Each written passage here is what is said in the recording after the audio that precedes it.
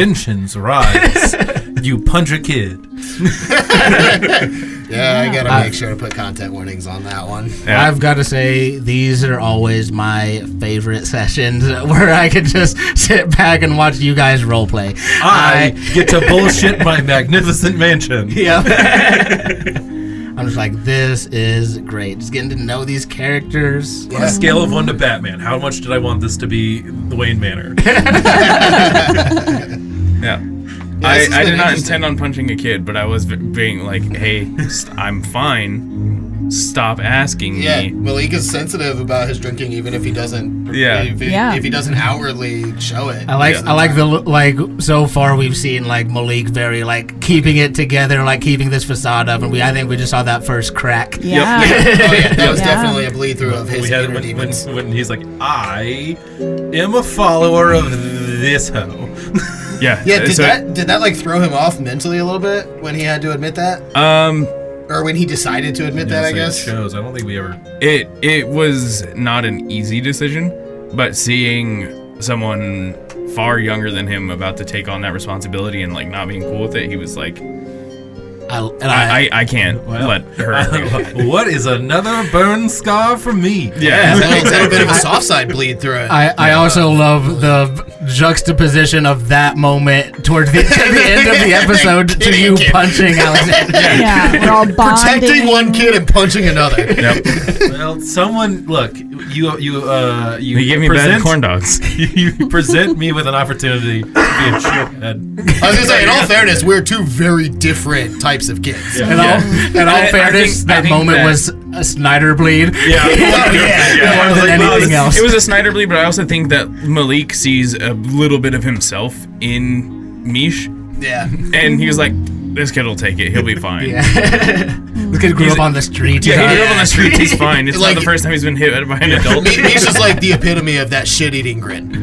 Just the embodiment of shit-eating grin. He's like, well, this would be funny. Yeah. Like, very what's much 17-year-old boy.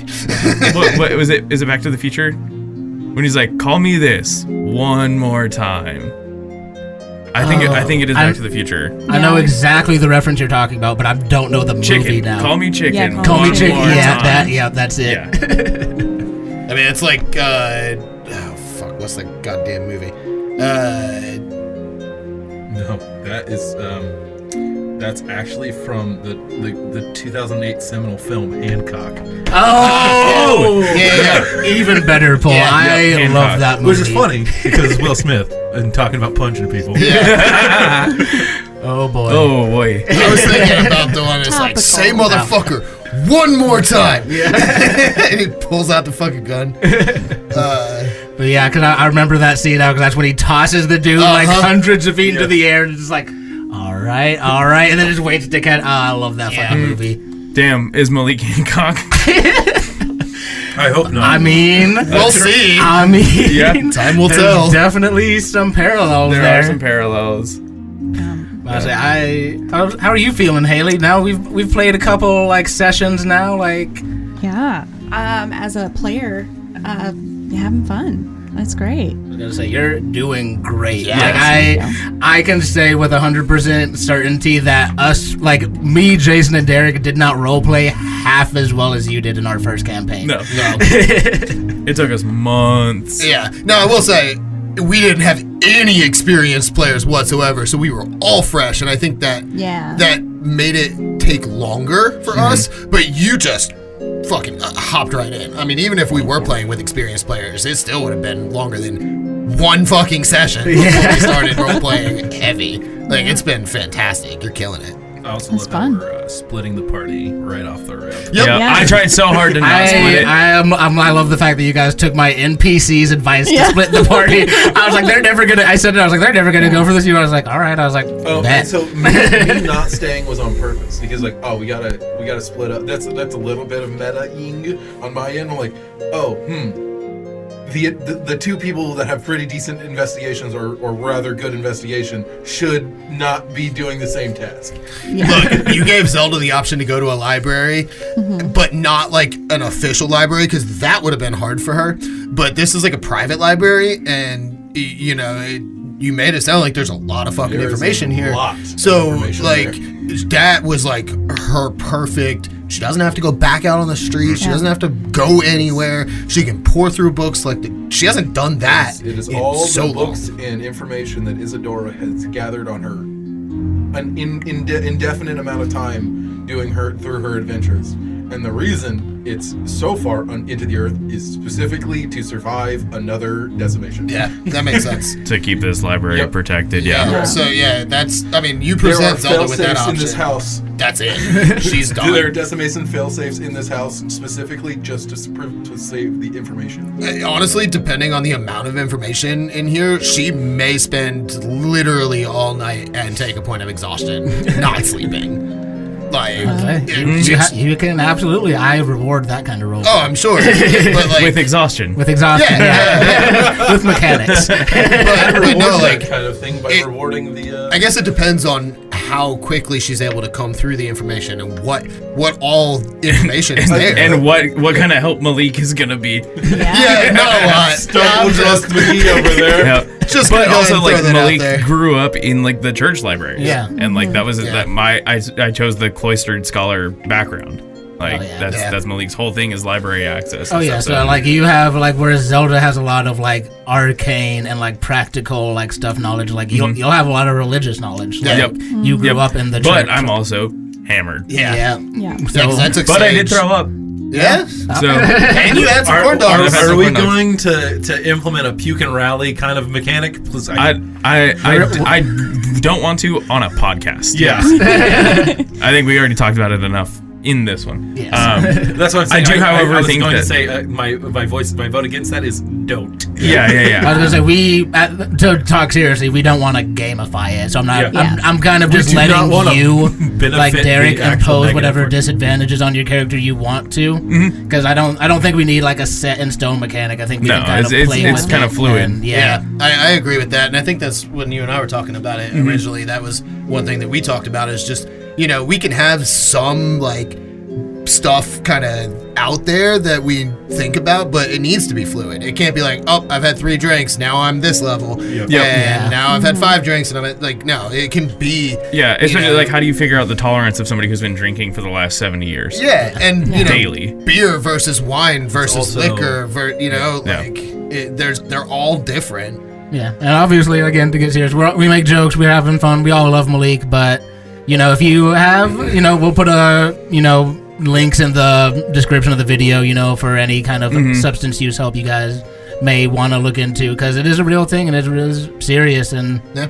And I can pull up like a thing like to actually direct people to any kind of help that they need, because that's important. Yeah. Super important. Yeah. Yep, there will be a link in the episode description. Yep. I'm just can't think of the exact resources off the top of my head right now. But Well, we'll one of get them is NCCEC. Yep. And what? Yes. For To any shout them out for local- the first time today. Also, No, don't worry about it. We're just gonna cut that in. we'll add it in post. We'll record a separate intro Yeah. with, and we'll- with plugs interesting. and stuff. This is Mindscapes and Magic. Too quiet. No. So okay. This is Mindscapes and Magic, an NCCEC production. Yep. yeah, just a little tag like thing that we can put at the end of every episode. This Yeah, is I'll- an I'll NCCEC production. I'll pre-record one and then Yeah. we'll throw it in there. Yeah. So yeah, that was a good episode. Yeah.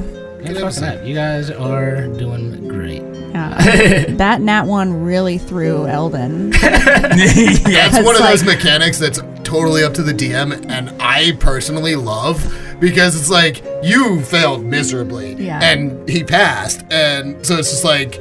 You have to separate yourself from your character. Yeah. And, And you did that flawless. I was And gonna also, say, like, I know loved you the committing ruling to the on a moment. thing says, Yeah. like, I can talk back, but I was like, it's funnier if I Yeah. say it out loud. Because that's the best thing when, like, the first time somebody says something in your head and you're like, what? What? Yeah. The fuck? Well, also, Right. there's trauma with voices in Malik's head. Yeah. And I didn't know that. Yeah. But yeah, like Eldon, he leans on the vibes and like reading other people. That's like his coping thing. Yeah. So like finding that like didn't work. Yeah, I was gonna say getting the wrong read off of that has got to be jarring. And then like repair after that, I was super surprised that I even like told you a little bit about my family, because like that's just like how thrown he was. Like he wouldn't normally have brought that up at all.